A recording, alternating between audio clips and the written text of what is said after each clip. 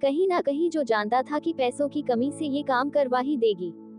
रिक को मरे हुए शरीर पर खाना खुना खाने की बात थोड़ी ज्यादा ही अजीब सी लग गई थी, इसीलिए उसने दूसरी नौकरी ढूंढना शुरू कर दिया और इसका कोई फायदा नहीं हो रहा था। और तभी अचानक उसके दरवाजे पर एक दस्तक हुई। इसे खोलते ही एक आदमी रिक को मेंशन ले जाने के लिए इनविटेशन लेकर खड़ा था और उसने रिक को जल्द से जल्द तैयार होने को कहा। थोड़ी देर बाद जब रिक मेंशन में पहुंचा तो एंटोनेट ने उसे मिस्टर जॉर्ज की मौत के बारे में बताया और फिर उसके सामने एक कॉन्ट्रैक्ट भी रखा, जिसके मुताबिक अगर रिक ने जॉर्ज के शरीर पर रखकर खाना खा लिया तो वो जॉर्ज की सारी जायदाद का मालिक बन जाएगा। पर इसके लिए उसे सारा खाना खत्म करना जरूरी था और साथ ही वो चाहकर भी किसी को इसके बारे में नहीं बता सकता। रिक को पहले तो कुछ भी समझ नहीं आ रहा था, पर थोड़ी देर तक सोचने के बाद वो इसके लिए तैयार हो गया, क्योंकि वो एक कंगाली की जिंदगी जी कर थक चुका था। अब रिक को जॉर्ज की लाश के ऊपर खाना रखकर परोसा जा रहा था और वो जैसे तैसे हिम्मत जुटाकर खाना खाने लगा।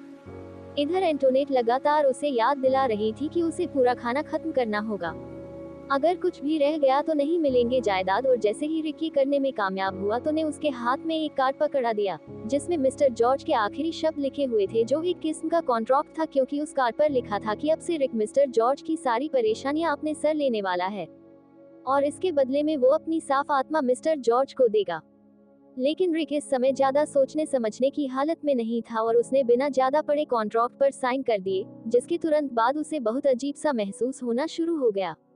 कनॉइस और जैसे ही वो वापस अपने घर आकर बिस्तर में लेट आया तो अचानक से उसे ऐसा लगा मानो वो पानी के अंदर हो और तभी चारों तरफ से आत्माओं ने उसे घेर लिया।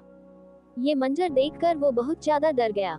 अगली सुबह जब रिक हवेली में घूम रहा था तो उसकी नजर एक आदमी पर पड़ी जो उसे घूर रहा था, पर अगले सेकंड वो आदमी वहां से गायब हो गया। रिक ने उस आदमी का पीछा करने की कोशिश की, पर एंटोनेट ने उसे वहीं रोक दिया, मानो जैसे कुछ हुआ ही ना हो। और साथ ही उसने रिक को बताया कि वो इस मेंशन का मालिक है और वो बस अपनी मर्जी से सारा काम करवा सकता है।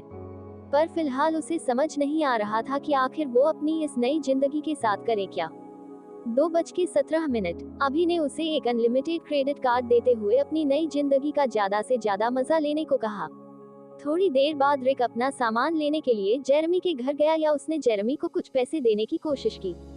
इन्हें लेने से जेरेमी ने साफ इनकार कर दिया। वहां उसकी मुलाकात एक बार फिर से अपनी एक्स तान्या से हुई, जिसने उससे पूछा कि क्या उसकी कोई लॉटरी निकल गई है, जिस पर रिक का कहना था कि लॉटरी से कुछ बहुत बेहतर हुआ है।